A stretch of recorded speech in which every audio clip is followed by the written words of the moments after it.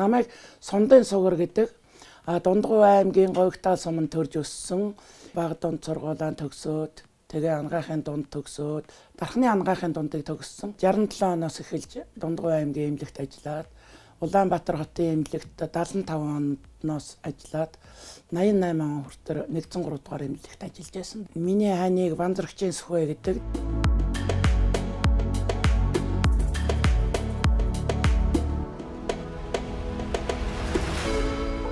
Дундгуй аймгийн Дэлгэр хангаан уугуул нутгийн хүн. Хантайгаан би 72 онд суусан. Тэгээд Улаанбаатар хотод ирээд 103 дугаар эмнэлэгт ажилд орсон. Манай хань бол анх хөдөлмөрийн гараа эхлэхдээ нөгөө нэрт кино найруулагч Жигжид Гуан дагалдан кино хийж кинонд ажилладаг байсан.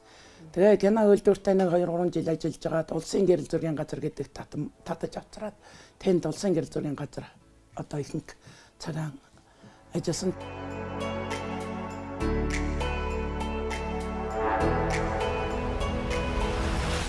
Монгол улсын тусгай сурвалжлагч гэсэн ботооч сурвалжлагч гэж явдаг байсан ботооч байсан. Уг нь бол тэгтээ тусгай сурвалжлагч гэдэг юутай төөрөнд улсуудад үйлчилдэг, гадаад дотоод их явдаг.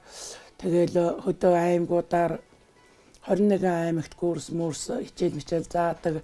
21 аймгийн улсуудын гэрэл зурагчдыг үзэсгэлэн гаргуулдаг. Улсын гэрэл зургийн улсуудтай одоо албан газрынхантайгаа гэж багшилж ажилладаг байсан. Өөрөө багшилдаг байсан.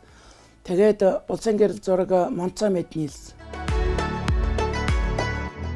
Монцоо мэд нийлээд Новости Монгол сэтгүүл сонинд англи, орос хэл дээр фото зурагч нараар ажиллаж байсан.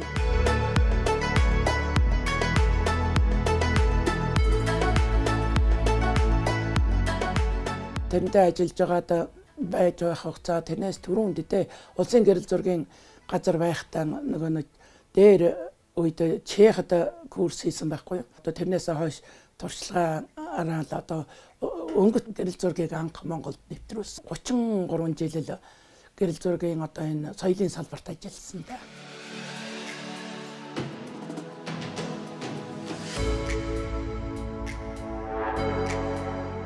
Кино үйлдвэрт ажиллаж байхдаа Жигжид Гуан туслах хийж байхдаа тэр хатгын зураг 45 хоног говьд байж авсан шүү. Их актер хөдөлмөр шаардсан, их төвчээр шаардсан тийм байсан. Хатгын зураг бас нэг хуцсны зургаар л үү нэг мундаг гоё хуцснуудын зургаар тэр медалыг авсан шиг санаад байна би.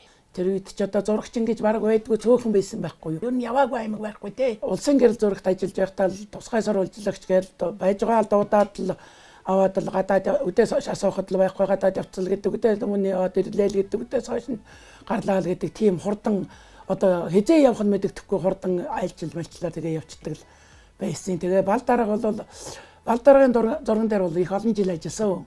Бал дарга ямар сайнтай л одоо майдргаан төрс өдөр болоод майдргаан төрс өдөр нэг урт тавирга тэгээд нэг урт тавирга бариатай өөрөө халамцаа орж ирээд надад хангийн үлж ирсэн. Чи тэнд майдрын төрс өдөр болгоход чи энэ цогтохдоо яах вэ гэд бал даргын зурганд бол маш их явдаг байсан. Бал даргын зураг анд явж байгаад бал дарга тэр сүгэд нэг ганц өрөнгө юм өгчих гэж тэгдэг байсан. Тэгээ би нэг одоо баяр савгүй хэцүү байна. Нуцаа нүгэ хөдөөнөөс орж ирээд үгэлдэг байхгүй.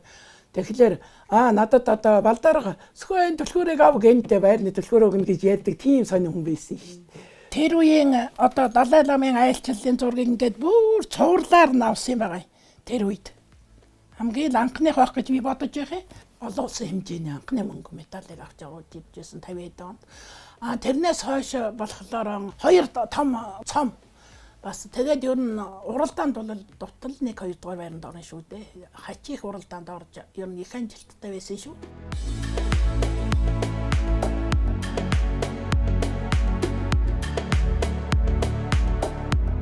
Хамгийн том юм нь л одоо соёлын тэргүү.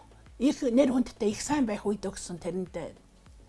Тэгээ барагтай юмыг би гуйж авахгүй гуйдаж авнаа л гэж ярьдаг хүн байсан. 77 онд би ангаахын тэр дархны ангаахыг төгсөөл соёлогчл хийдэг хүн байлаа. Тэгсэн чинь оройгоор намайг ард түмний их сургууль гэдэг нэг юмд ахуй үйлчилгээний харьяа 2 жил сураад гэрэл зураг оператор гэж төгсч байлаа. байхгүй. Тэрэндээ бас ягчгүй онц сайн төгссөн. Тэгсэн сүүлд нь би бас л гармаар санагдаад тэр зурагч гэдгийг хиймээ санагдаад болж өгөхгүй. Гутлын 22-т очих гэсэн. Гутлын 22-т очих гэсэн чинь бас малдан газар гаргаагүй. 92 онд тэтгэврт гарлаа шүү дээ.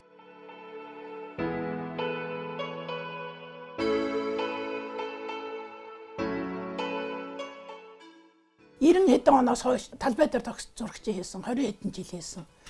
Эмнэлэгтэй 27-8 жил хийсэн. Юунд гараад 20 хэдэн жил ингээд 50 гаруй жил л одоо ажиллаа. Би 17-8 настай л ажилд орсон. Одоо 2 албан газар л ажиллаж үзлээ. Гадаа хөдөө хөрчтэй арчиж үзлээ. Доктор жаргаж ич явлаа. Янз бүр л байлаа. Миний амьдрал сайхан байсан. Надаа буруутах юм байхгүй. 4 сайхан охинтой одоо тэгээд өсч үржээд хань жилтэй үр хүүхдтэйгээ нийлээд 20 хэдэн ам болволсон.